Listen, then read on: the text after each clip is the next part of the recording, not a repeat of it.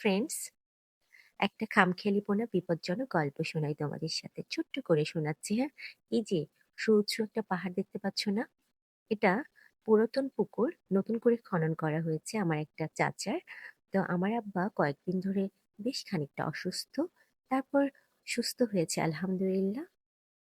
তো ঘুম থেকে উঠে ব্রেকফাস্ট করে আমার আব্বা আমাকে বলছে, "মোসাম্মেক, একটু বাহির থেকে ঘুরে আসি। চল।" আমি বলছি, "ঠিক আছে আব্বা।" আমি বলছি, "কোথায়?" বলে, "ওই যে আহ তোর চাচা যে নতুন করে পুকুরটা খনন করলো না, একটু দেখে আসি।"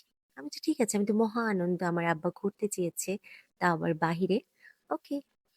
তো আমি পুকুরের কাছে নিয়ে এসেছি, নেওয়ার পরে আমার আব্বা বলছে একটু উঠবো। তো আমি তো ভাবছি যে এটা তো অনেক উঁচু, তারপর উঠাবো কি করে। তো আমি তো খুব খুশি, আব্বা ঘুরছে, খুব ভালোভাবে কথা বলছে। আমি বলছি, ঠিক আছে, উঠি। ওঠার পরে আমার আব্বা আমাকে বলছে নিচের লেয়ারে নামবে।